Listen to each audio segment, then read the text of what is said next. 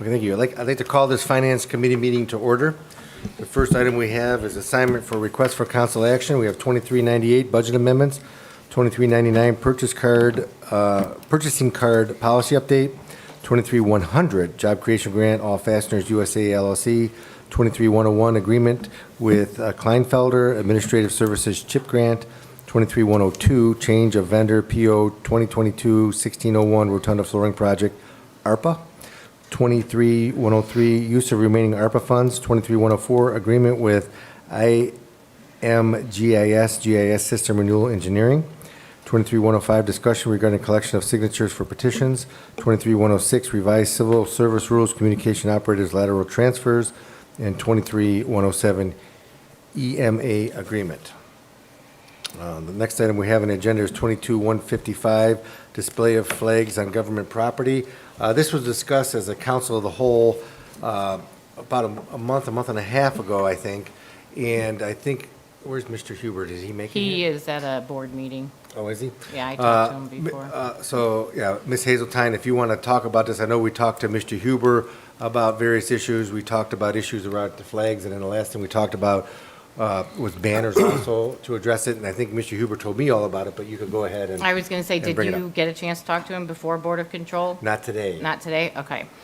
So as it stands, through my discussions with individual council members, Mr. Huber, Mr. Mayor, the department heads, everybody involved, it seems as though the best thing for us to do is to not make any ordinance at all, which is great because we don't have to put anything together. The park is considered a public space. So when someone is using that public space for an event, like for instance with the Out Support LGBTQIA plus community picnic that's coming up, they will be able to use the four arches on the corners of the square to display, in this case, their pride of whatever, the event they're doing. We did discuss the possibility, which Mr. Huber said would have to be, go through council and agree through council for this. But if they're paying, the nonprofit organization is paying to use the square, they can put up whatever they want, and then if they want to continue to use those four corners for an additional day or two, we could make it so that there would be an additional cost per day just for those arches. But there would be a limit of 2 or 3 days consecutively, how often, how many times you could put them up because of the number of events that are on the square. And we want to make room for everyone, not just the LGBTQ flags, the Juneteenth flags, any flag. Any display that someone wants to put up there, we do want to be respectful of all the other events that happen on the square, like weddings, Main Street Medina events. So we could potentially put a limit on how many days you could rent to put your whatever you wanted to put up on those archways. But as it stands right now, if you are using the square, if you've gotten the permission to use the square for an event, you may utilize the archways however you would like. And that might just be the best compromise, because that way the American flags stay up where they are, which seemed to be the biggest concern I heard from constituents, was that they were very sad to see the lack of an American flag. And it would not be displayed the same way as a flag either, which some people took issue with. I feel this is, well, I told the supporters of the LGBTQ group in particular, I said, this is us getting off at the stop closest to where we want to go. So we're getting off there, and maybe we'll be able to go farther in the future. But for right now, we're going to get off at this stop, and we're going to get to where we want to go. But right now, this is where we can go. Thank you. And I think my understanding too, and speaking with Huber previously regarding the banners, 'cause I guess I brought that one up. The banner policy that we've had deals with the obtaining of permits and things of, and also in the sports association and the use of the sports field through Jansen Worley. It dictates how those fields can be used and what can or cannot be put up.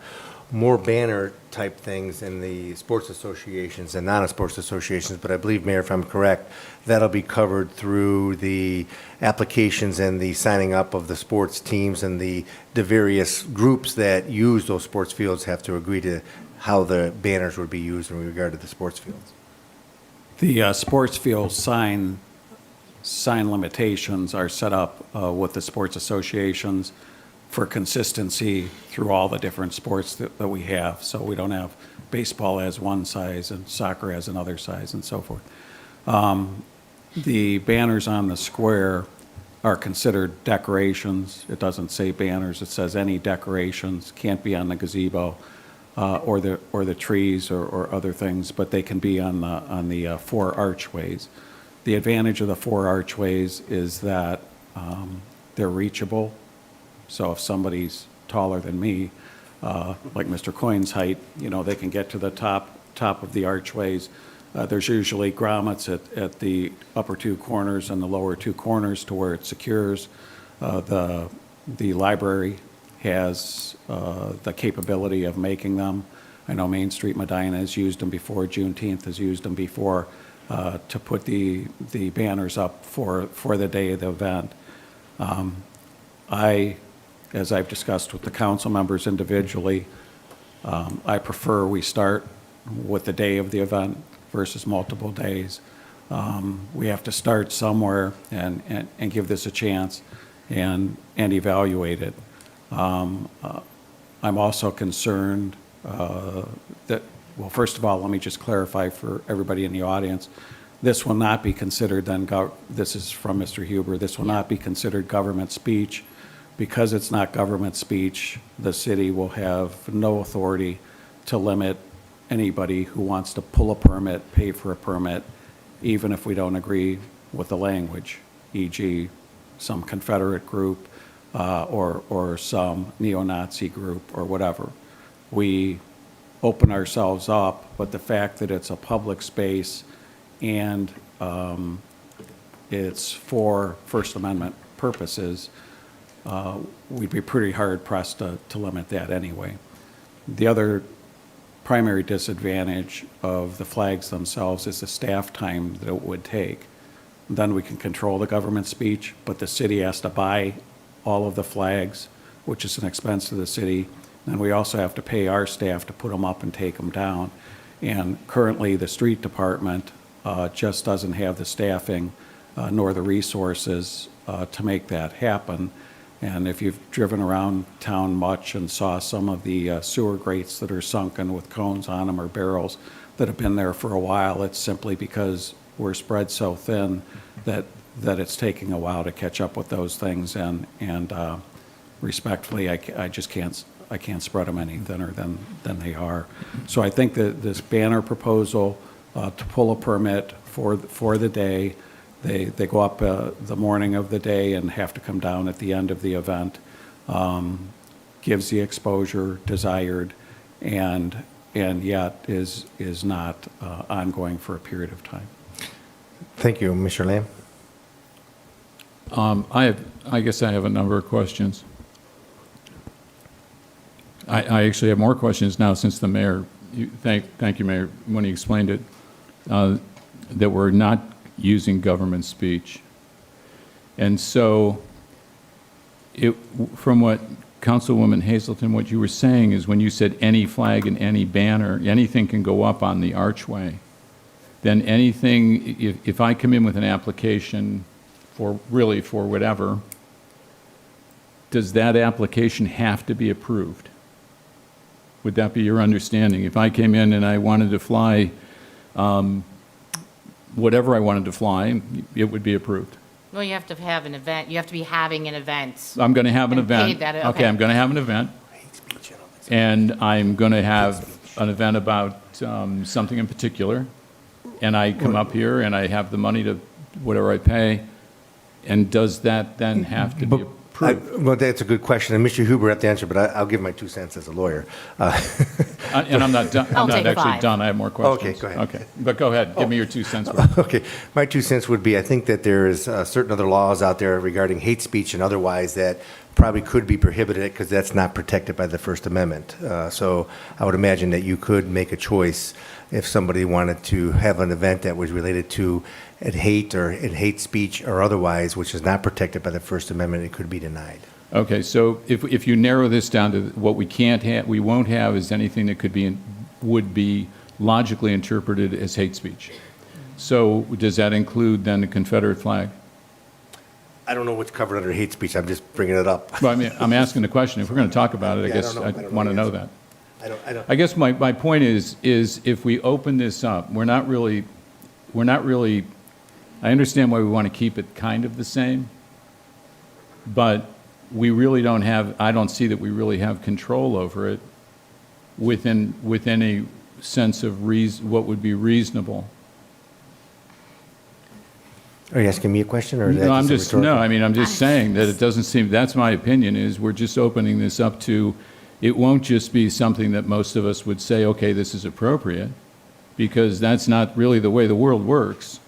We will get things that we probably really don't want. And Well- there's a very different, it's quite divisive, I think, about what certain groups want and what other groups want, and they all view it the same way. And then so we will be then the arbitrator of this is okay or this is hate speech. I just see that as being a pretty squishy way to address it.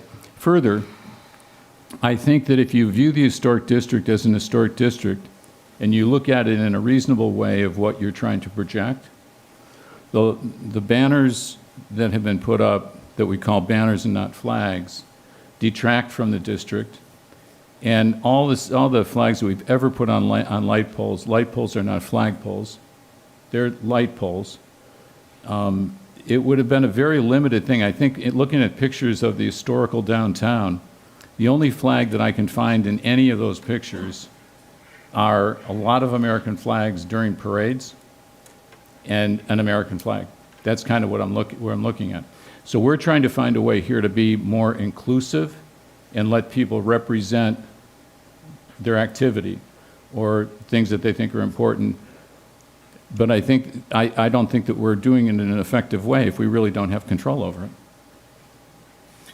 Well, I mean, you make some great points, and as far as your history and historian type knowledge from the city by being mayor in the 80s and stuff, I think you bring a viewpoint that is makes you think. But I guess the question is, we're that way now, and we've been operating that way. Meaning, when I say that way, I'm saying that allowing any type of speech to occur on a public space as the square, we've always done that. Now, are we going to have more different type of speech come to the square? I'm not too sure. I mean, if you wanted to do it, you do it now, I guess is the question. I don't know what the impetus would be to say, well, Medina's allowing speech now. It's like, no, we've always allowed speech to happen. Why would somebody want to come and do something that wouldn't be typical that they've done in the past? I don't know the answer to that question, but I don't know if it's going to encourage these other type of speech, hate speech. How do we make the decision? I don't think we're going to have that. Now, maybe I'm naive a little bit about that, but I don't think all of a sudden somebody's going to say, well, I'm going to do this now because I haven't done it before, but I'm going to do it now.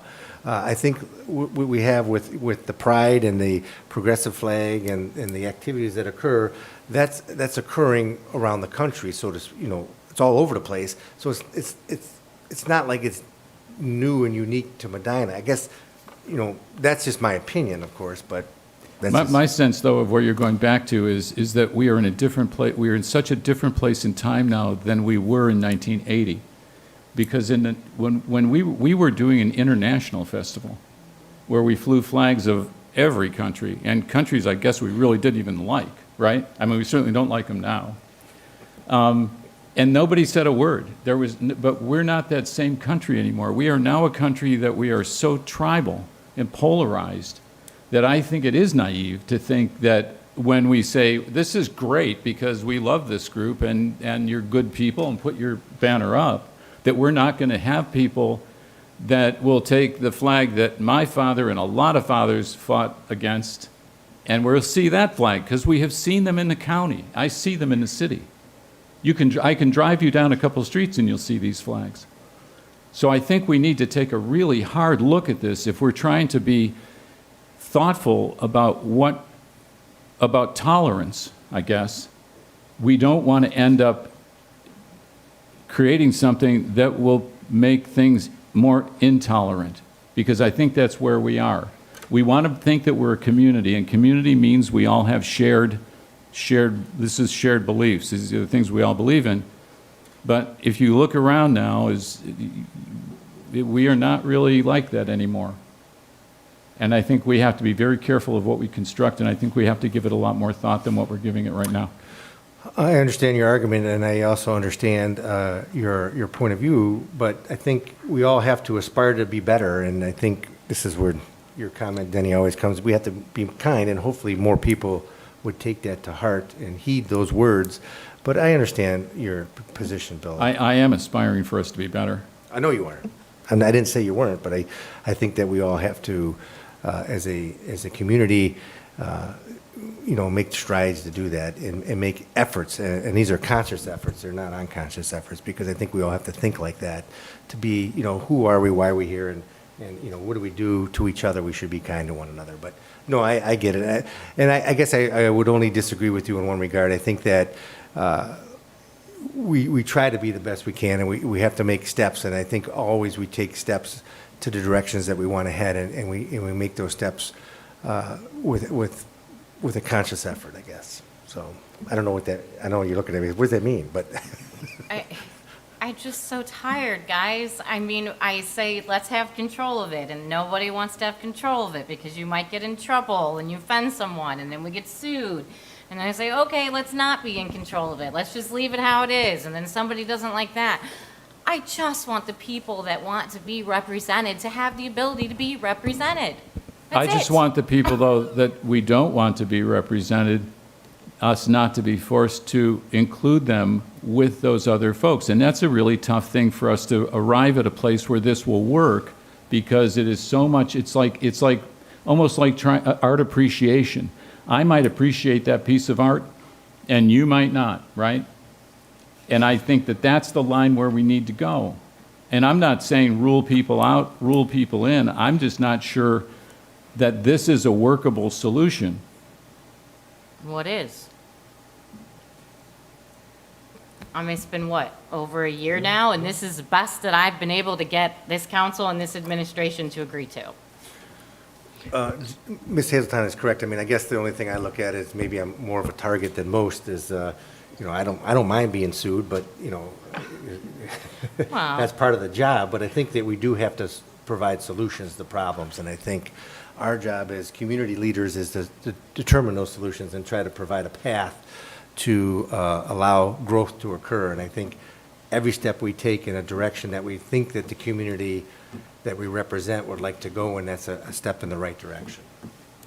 and I can no longer gauge between all the things that are going on, what exactly is it that a majority of the community wants? I just can no longer gauge, and that makes me sad that I cannot connect with people enough to determine what it is they would like me as their representative to do to help them. I don't think it's like what I only just disagree with you here. I don't think that we're looking for the majority of the community. I think what we need to do is we're trying to thread a needle so that what we get in the end is going to serve the purpose exactly as close as we can get to what we want. We want to be open enough and tolerant enough so that we're accepting. But like Pastor Ruffin said, I think about a month ago, we also have to be aware that we are in a community that is divided, and so we want to try to we want to tamp down some of that divisiveness at the same time. So we just don't want to make it worse than it is. So I'm not saying there should be no solution. I'm just not sure that I'm not comfortable with this solution, because to me this solution opens a door that we don't want to go through. Understood. Any other comments from council? How does everybody else feel? I do have one question. You hear on the news that so-and-so was arrested for a hate crime, okay? What's the definition of a hate crime? Do they have a list? And if they have a list of hate speech, is that something that would help guide us? That's something in deference to Mr. Lamb, maybe that'll give us some guidance on what is acceptable and what we can use.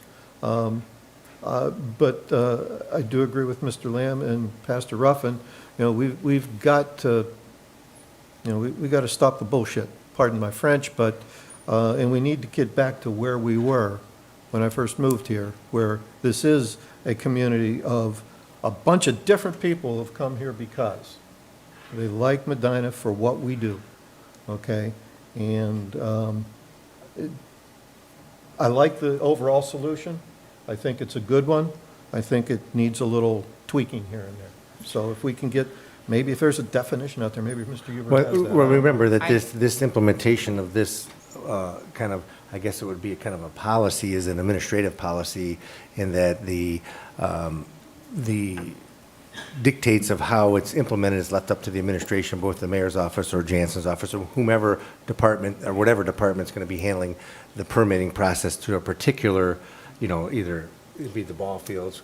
We're going all speech here. We're going banners and flags and everything. So that's how it'll be left up, and a determination will be made by the mayor's office with respect to the use of the Uptown Park, with the consultation of, I assume, of the law director, to make sure that the decision is made based upon valid legal grounds. So I'm kind of comfortable with that in the regard from a legal perspective, because I understand how it works, and that gives me a little comfort of how the implementation will occur. Mr. Coyne? Oh, sorry, go ahead, Mayor.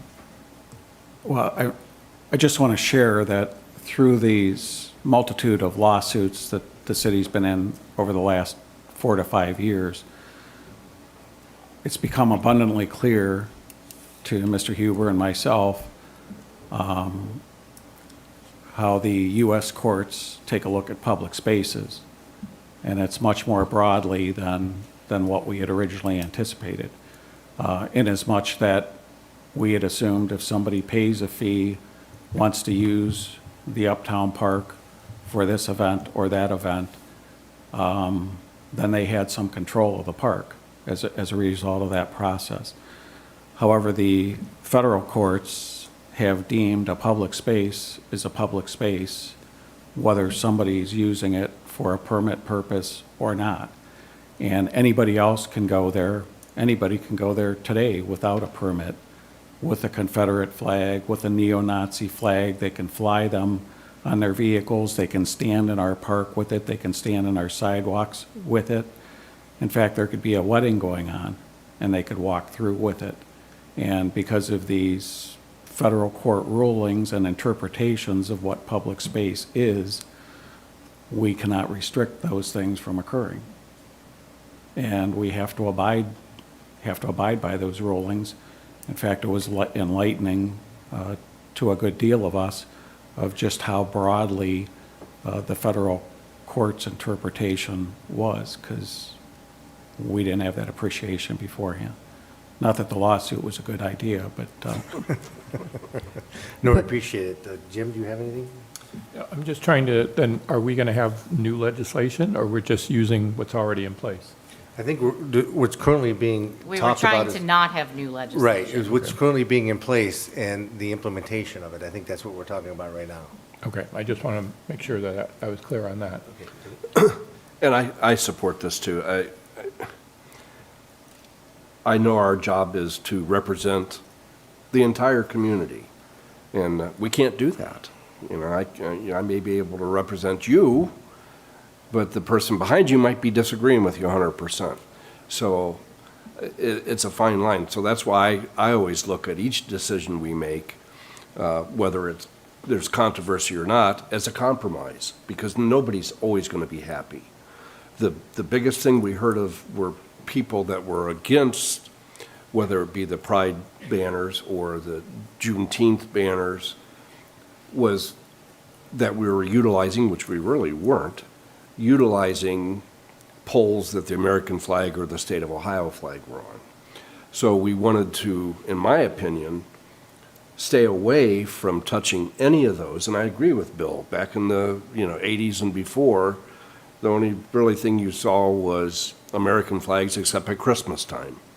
And that even has, this Christmas discussion has become controversial. And but there are people that don't celebrate Christmas. So anyhow, the biggest point that I had is that we wanted to stay away from any flagpole or light pole that where a American flag or the state of Ohio flag could be displayed on. And the compromise, in my opinion, was the 4 archways.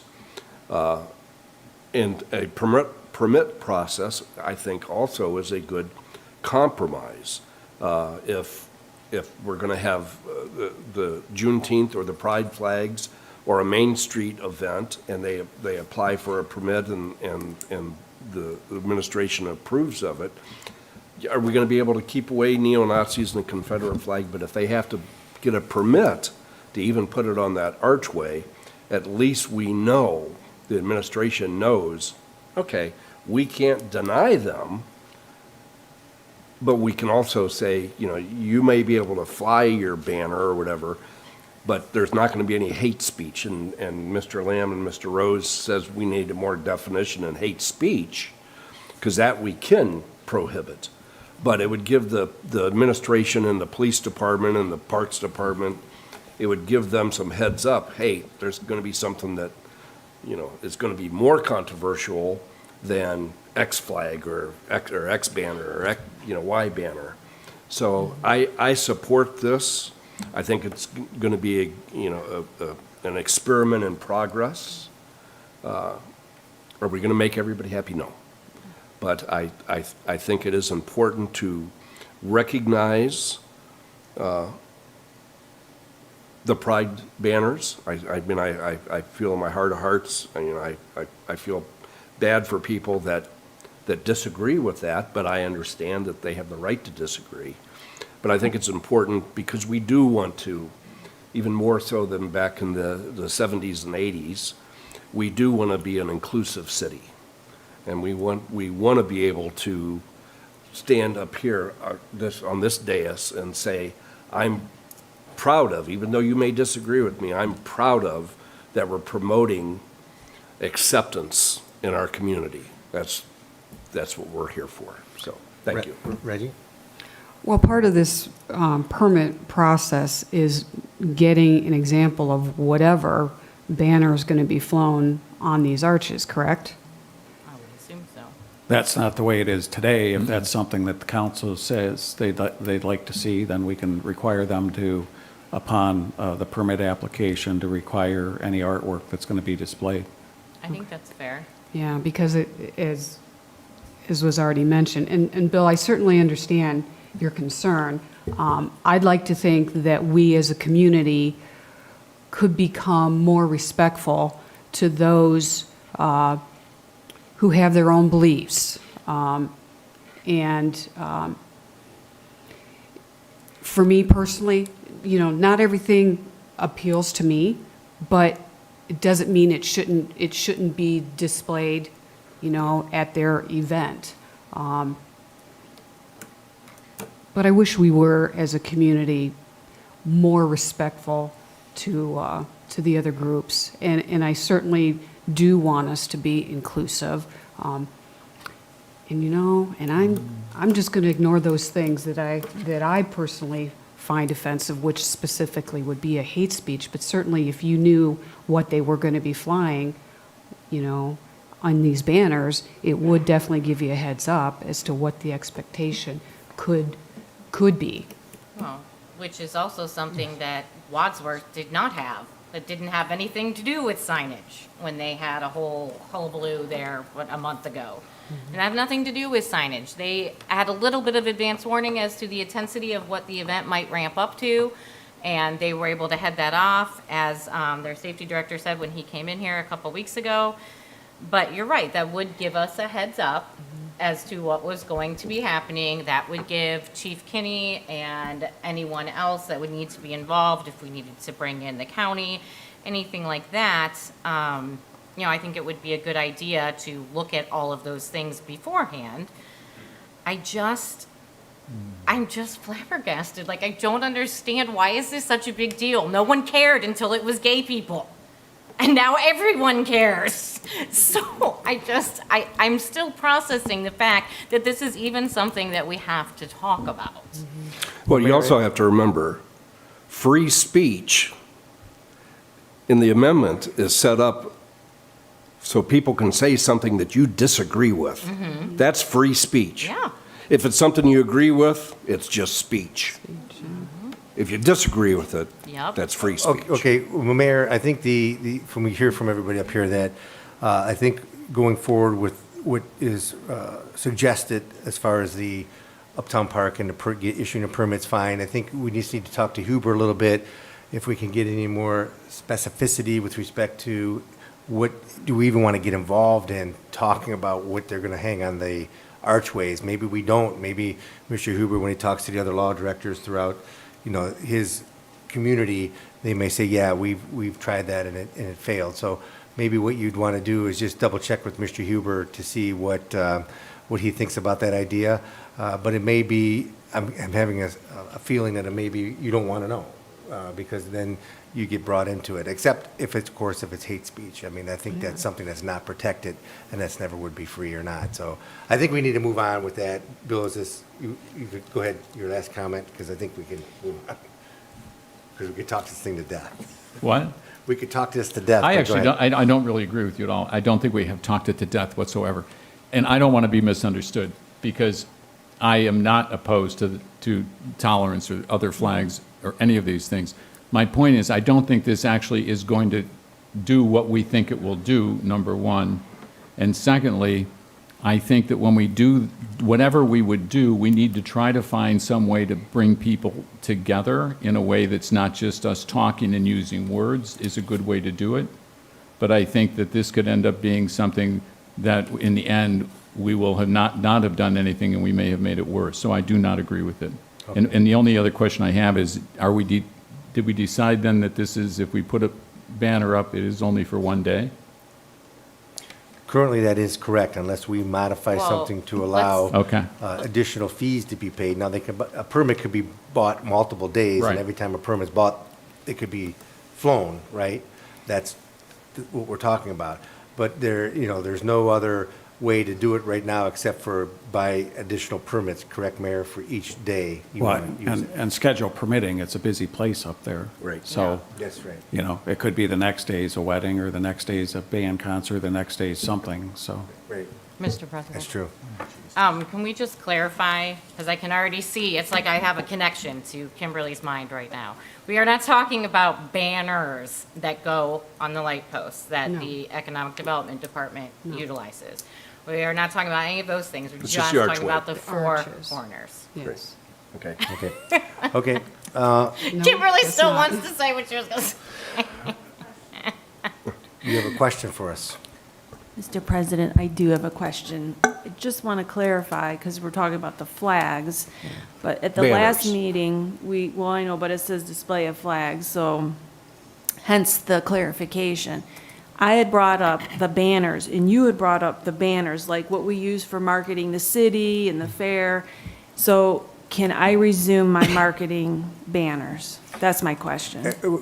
In discussing the banner issue with Mr. Huber, because I brought that up, of course, and he says that we will continue to do what we normally do, which answers your questioning, if the city markets itself or promotes itself Yes. through the use of banners, that can continue.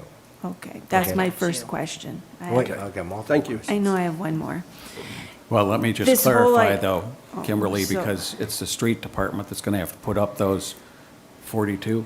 I'm not sure how many locations. Am I Well, I remembering think we that? did 42 in the last year. We don't have to do that many. We could scale it back, but Yeah, again, that's, That's a That would be a separate discussion, It's administrative. wait, with Okay. Mr. Pacoli. I'll talk to Nino about it separately.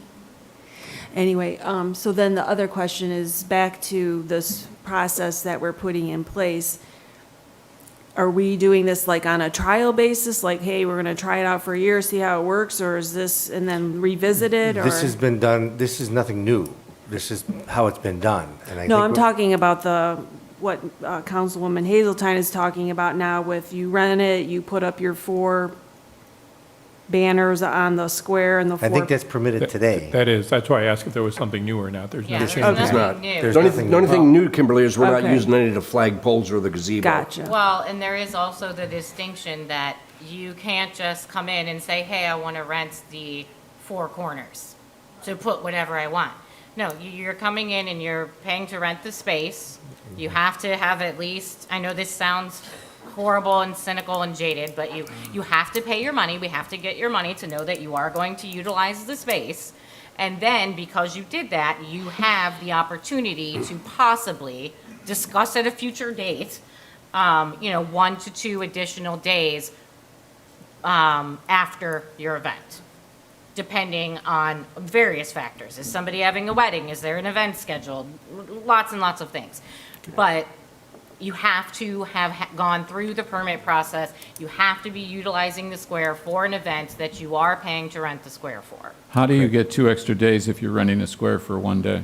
Well, that's what you we can't. said, we You could don't. discuss the possibility You don't. of getting those. Right. But that's not in existence right now. Correct. Mayor? So for clarification, it's not happening today. It's what's happened historically with the Yes. city. And then when we started having the flag banner discussions, Mr. Huber had a consultation with Jansen and asked him to take it off the permits until we get this resolved. So it's what we've done for as long as I've been here. And we're looking at reinstituting that if that's acceptable to the council. Yes, thanks for the clarification. I mean, Thanks. thanks. Next. Yes, I think it is. I think a majority of council is okay with reinstituting what we've done previously. I don't think there's an issue with that. Well, it's a discussion issue. And then we can discuss what Ms. Hazeltine brought up, if there is additional days, if that's possible, the fees associated with it, and get Mr. Huber's input regarding the legality and how to structure that. So that sound fair enough? Is that fair? Sounds good. Okay. Next. All right. Moving on, we have budget amendments next, okay? We have 2 budget amendments. We have 23098, we have 23028. Keith? I believe this will be much simpler and less controversial than your last item. We're just moving money around for grant projects, and then in the top, we have some additional funds for the airport because the city's doing more with that. Any questions? Move to approve? Second? All in favor? Aye. All opposed, motion carries. 2023-29. It's a pass-through. Yeah, this is for money from Girl Scout, all the different troop Girl Scouts, okay. Okay. Move to approve? Second? All in favor? Aye. All opposed? Motion carries. Okay, then we move to 23099, purchasing credit card policy update. Keith? Thank you, Mr. President. I've asked for an increase here. This is basically same thing. We've had the increases to the Border Control Authority and so on. Same thing here. We're getting a lot of these purchases that are over the limit.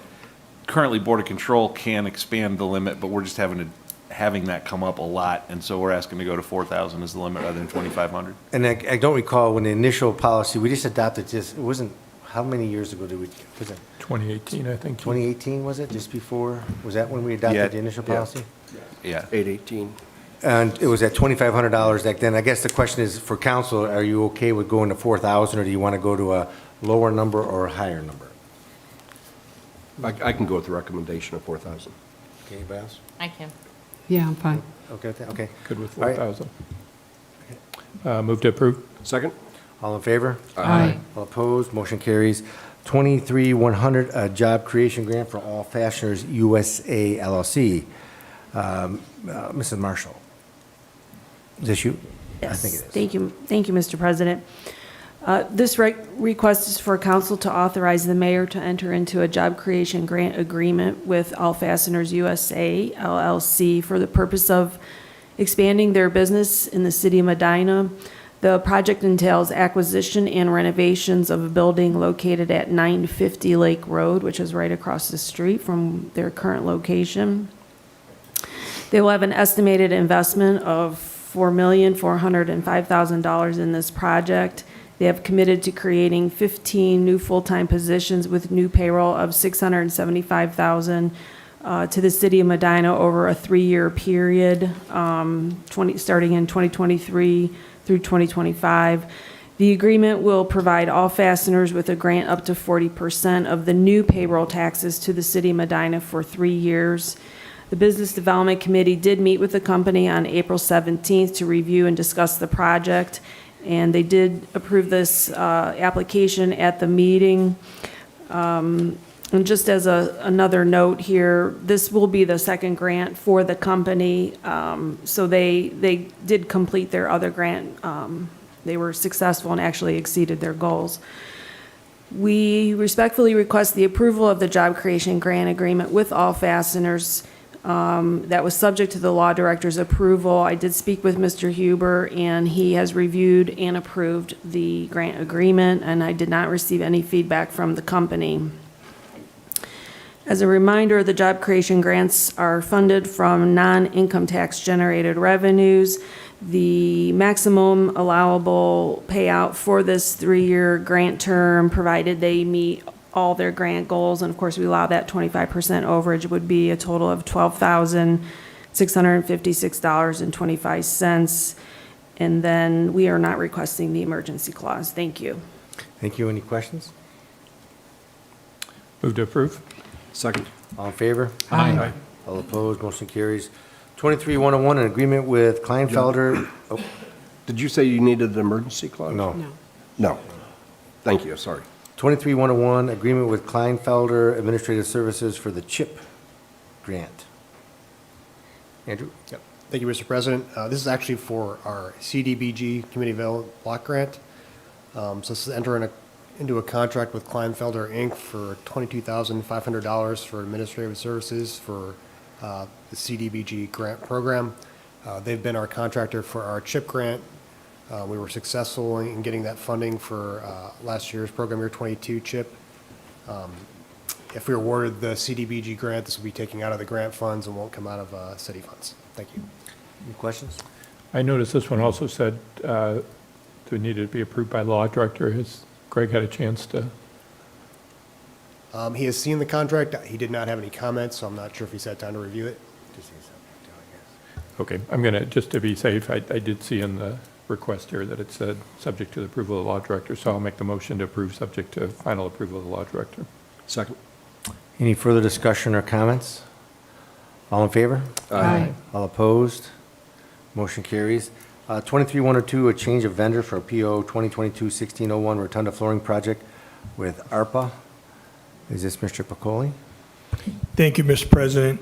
So the floor surrounding the rotunda is the last phase of the renovation upgrade project here. So we contracted with Catman Construction with this PO initially, thinking the floor would get done. He was the outfit. They work all over the country, do flooring and brickwork, initially thinking that we could get the floor ground down. He brought in diamond grinders, diamond plate grinders. Ultimately, it ended up vibrating on the floor. It was getting it off, but it was also loosening the tile and cracking the tile. So that's not something we wanted to have done.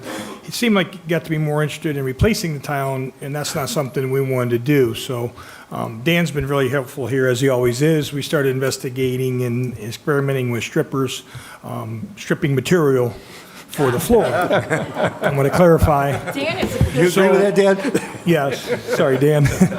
So we've had numerous stripping material chemicals in the building and working at different levels of trying to get the polyurethane off that was applied on there many years ago, former administrations before me, before Mayor Hanwell.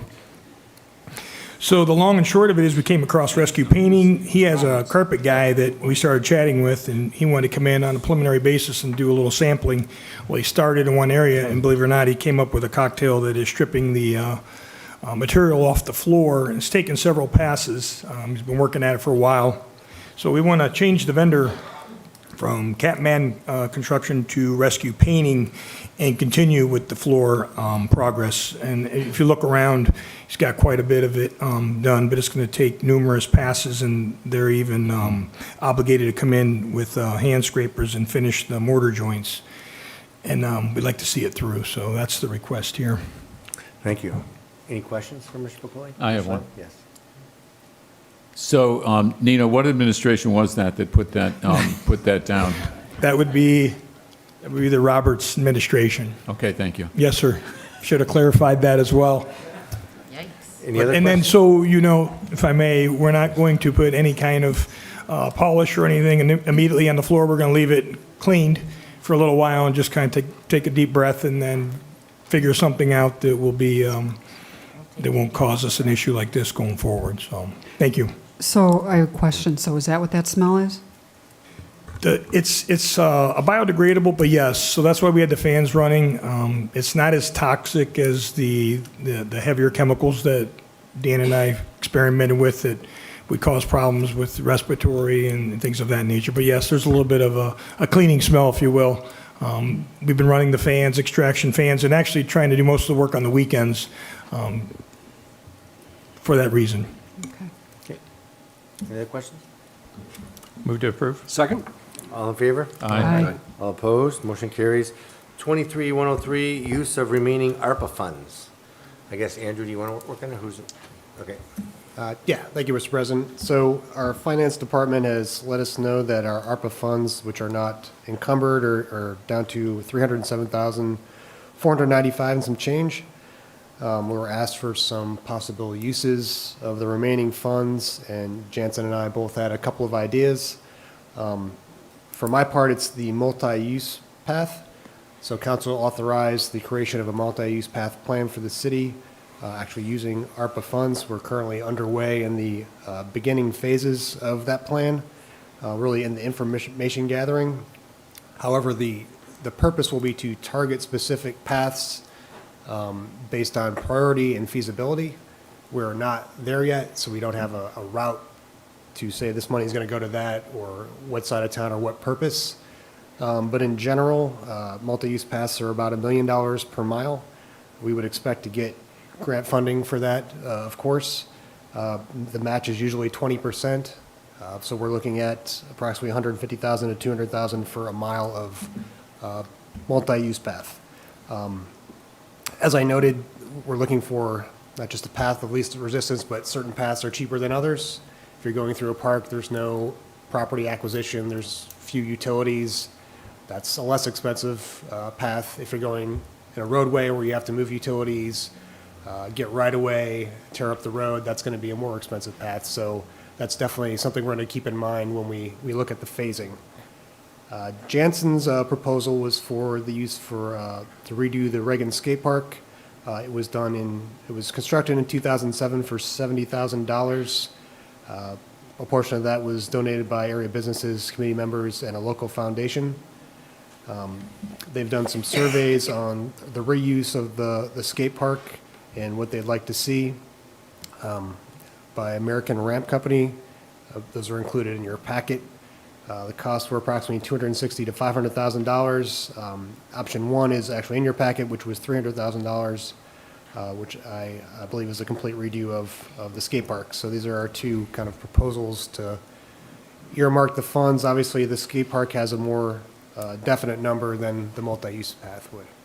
Thank you. Thanks. And I spoke with Mr. Worley regarding the skate park as we talked about it, because I brought up the question of why don't we, you see a lot of skate parks of old municipal pools converted into skate parks because they're concrete.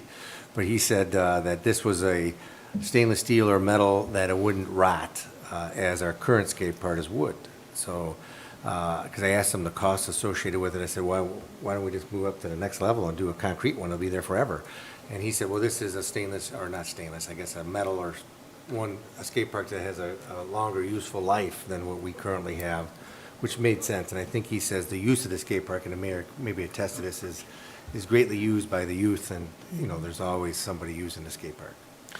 Right, I'm sorry, Mr. Shields, No, you go want to go? Yeah, nearly every day. In fact, it's seeing a little bit less use now just because of the condition it's in and the safety, which is becoming more of a concern for us. But if I could go back just to the beginning, the $307,495.39, we were notified by Keith's office that the federal administrators are foreseeing that they're going to start looking at communities that have not encumbered the monies and going to start asking for it back.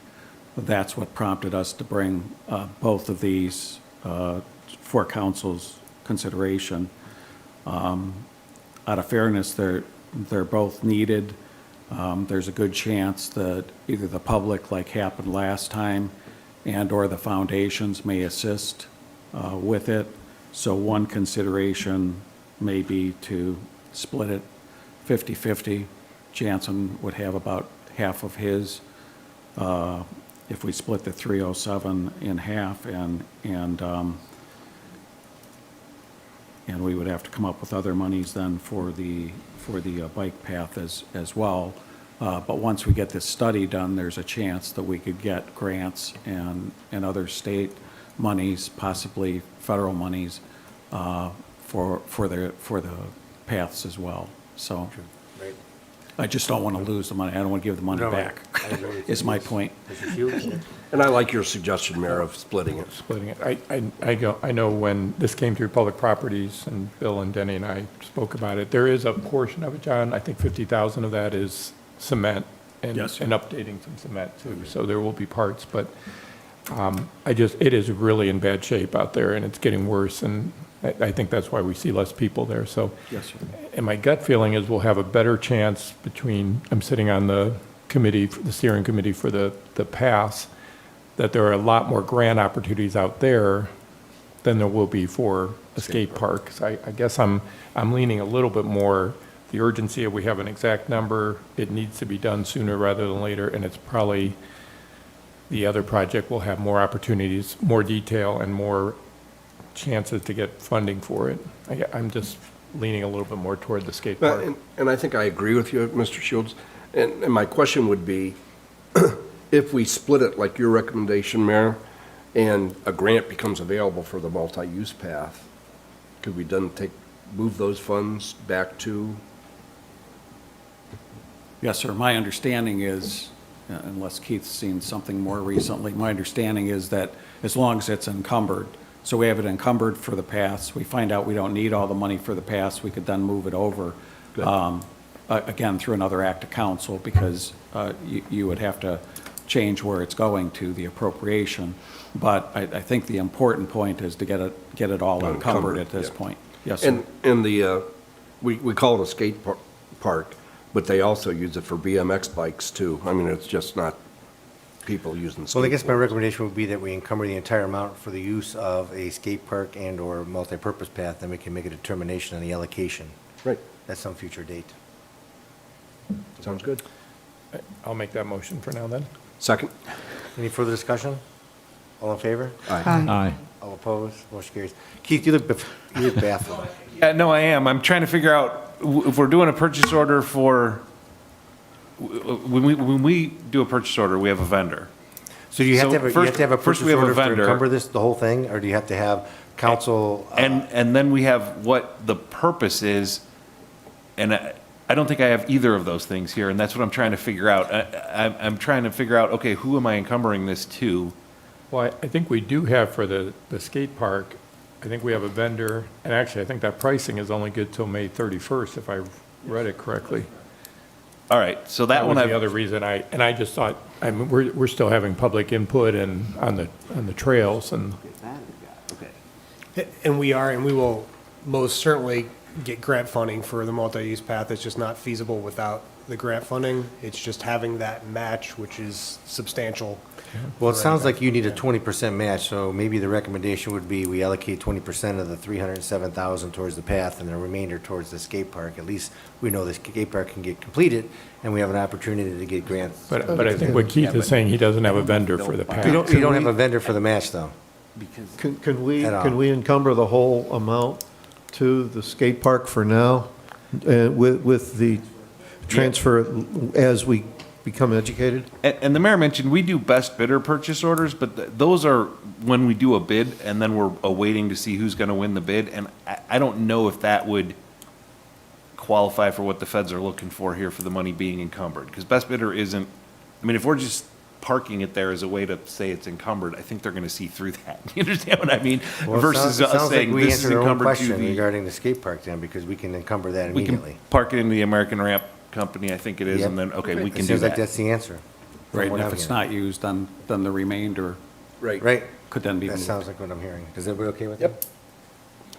I am, and I'm wondering, Mayor, if maybe now that we know we have this money that we could use, we could go to the foundations pretty quickly and say, we've got the skate park ready to go, we've got funding, if anybody's interested, any amount that we would get from a foundation could offset some of that money that could be pushed toward the trails. Good. So that's what the motion has to be. So I'll amend my motion then to include the entire amount for now for the skate park. Second. All in favor? Aye. All opposed? Okay, that motion carries. 23-104, agreement with IMGIS, GIS system renewal for engineering. Patrick? Thank you, Mr. President. Yeah, IMGIS is the provider that supports our GIS system. This would be a 3-year agreement, an extension of what we've We've been with them for 3 years now. Total is $14,000 a year, a total of $42,000. I would request we pass this subject to the law director approval. Mr. Huber did review the agreement, and he did have some recommendations for modifications, so we're kind of going back and forth with the company right now. Okay. Questions? Move to approve, subject to final approval of the law director. Second? Any further discussion? All in favor? Aye. Opposed, motion carries. 23-105, I've had a request to pull that, so that will be pulled. 23-106, revised civil service rules, communication operators, lateral transfers. Oh, Laureen, you're here in the back. I am. Welcome. Hi. We don't get to see you that often. No, thank you for having me. love to Thank have you, Mr. President. Basically, I'm here, earlier this year, council approved a lateral transfer patrol officer revision to the civil service rules. It's allowed them to test candidates who are officers to move them along the process a little quicker, and possibly then we would hire them. It would cut down on our training, and it's a good fit for the department to fill vacancies. Chief Kinney came to the commission and asked if we could do that for communication operators also. So that's basically what I'm doing.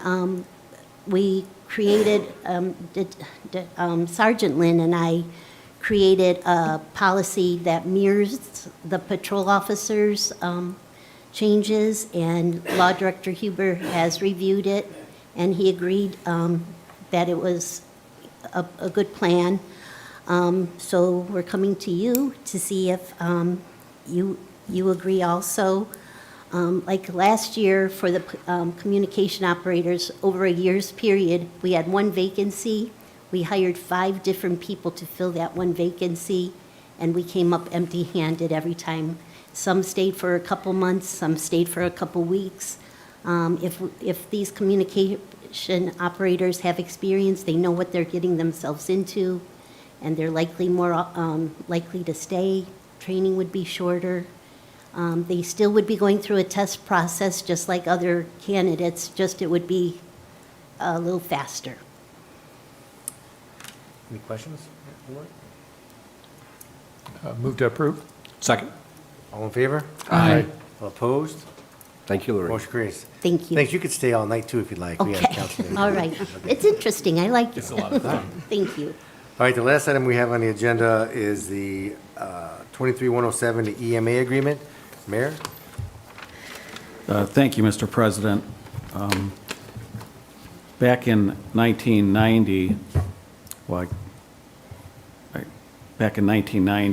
there was a resolution that was passed by the Board of County Commissioners that then the city approved, being a part of the Medina County Emergency Management Agency.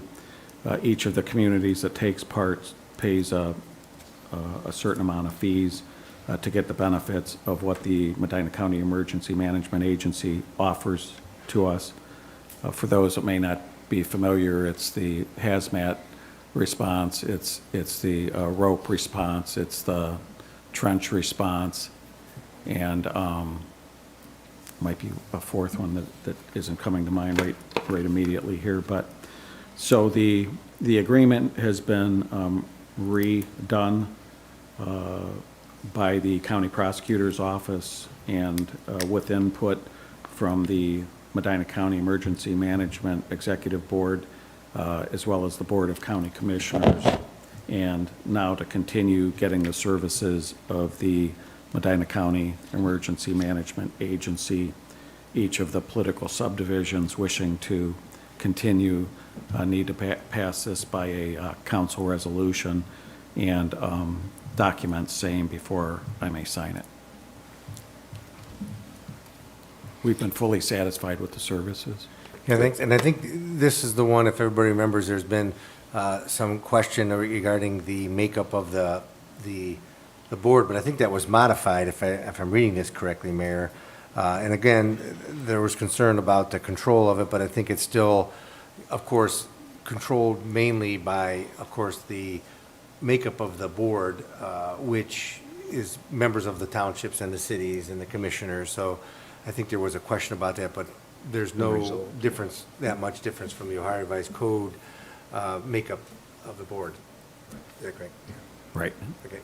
And Mike Lyons actually went out and met with the executive board to get their questions all answered, and met with the Board of County Commissioners. And for anybody that may be the public, probably more than council, maybe even some council members, but the Board of County Commissioners, even though this is a separate agency, are the responsible party. All of the property is named in the Board of County Commissioners' name, all the insurance, all the fiscal activity is handled through the county commissioner's office.